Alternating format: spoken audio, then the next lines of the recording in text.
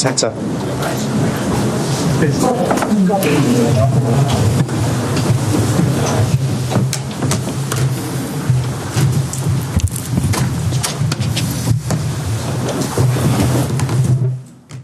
Hi everyone, if you have a question, raise your hand. I think we've got a mic as well that's going around. So, you've already read the mic. If we're ready in the room, we'll kick off with John from the Mirror here. Hello, Mikel. 8 out of 8.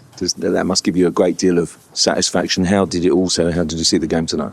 Yes, I'm very proud of the players and the run that we had in this first stage of the competition. Very difficult to win 8 games in a row in the Champions League, and you can see what happened with other teams. So we really need to acknowledge that. Today's game with a lot of changes as well started in a really good way. The attitude, I think, was spot on from everybody, and we demanded that. Disappointed with the 2 goals that we conceded, and as well with the level of efficiency, because we should have scored many more in the game. But I think it was a good way to end the competition, the first part. To have Kai Havertz back tonight. Yeah, that's very positive things as well. Individually, getting Ricky back as well after the injury, being Kai. Not only bringing him, I think the quality that he showed is the way he connected with the team, the goal that he scored, the assist that he made in the first half, a really positive performance. Chris from Sky. Hi, Mikel. Hi. Because you've got Gabriel Jesus and Viktor Gyokeres now as strikers, do you see Kai playing a lot in that 10 position going forward? He can play in both. I think right, left, attacking midfielder or 9. It doesn't change too much for him, depending on the position and the relationship that we have around him and players that are available as well. We make those decisions. The good thing is that he's fit, he's available, and he's going to give us so much. Is he now ready to play Premier League minutes, and is he okay because he came off at half-time, and Caliafuri as well? No, it's fine. That's what we planned, 45 minutes. We wanted to start him as well so he could do all the process before that in the best possible way. And from now on, we have to make a decision whether he starts or not in these competitions. That's what's a siren from Sam. Yeah, I was just going to say, Mikel, do you feel like he'd be ready to start at Leeds on Saturday? And how much do you imagine Kai will be knocking on your door saying, I'm ready to start at Leeds? For sure, he wanted to continue playing today, so I know what is coming tomorrow.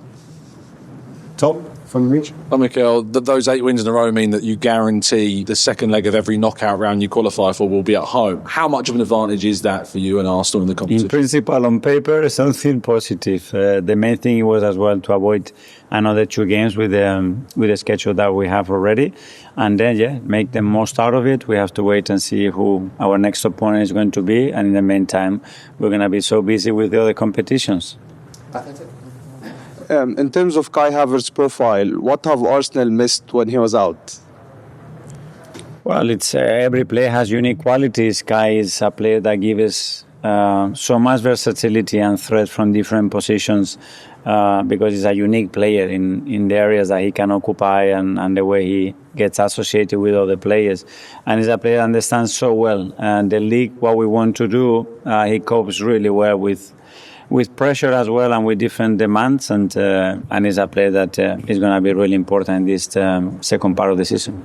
James C. Mills. Hi, Mikel. Just going back to that 8 wins from 8, you're of course the first team to do that in Champions League history. Does that mean anything to you? I know you know Steve Kerr quite well. Is it a bit 73-9 Golden State Warriors? Is it an important thing to you to be the first team to do that, or is it just about winning a trophy at the end? Yeah, at the end is that shows that we can consistently perform at this level, and if it's the first time, how difficult it is to do it. So the players need to acknowledge that and feel even more conviction about what we're able to do. But that's it. Now the competition stops. We have a period of reflection as well, what we've done. We're going to start to prepare when we know our next opponent, what is next, and that's it. And then go game by game, because we know that this competition, an action and a moment can change the whole story, and we are very conscious of that.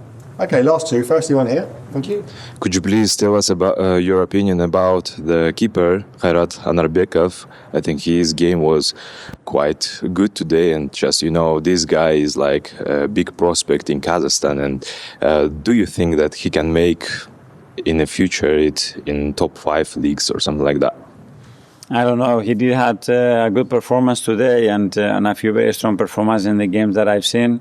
And apart from that, I don't think it's for me to judge what can happen in the future for him. And finally, Phil's on pitch. Hi, Mikel. Just another one on Kai.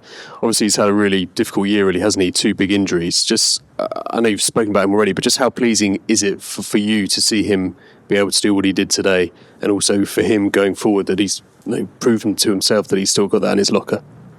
Well, it's going to give him a lot of confidence, joy, energy, and to the team as well, because the team knows how important Kai is for us, and how we can help the team to be much better and take the team to a different level. So the fact that he was able today to do that after such a long time, it's very impressive. So bring him on board and make sure that now we use it in the right way, because it's going to be very important. Thanks, everyone. Thank you. Mm.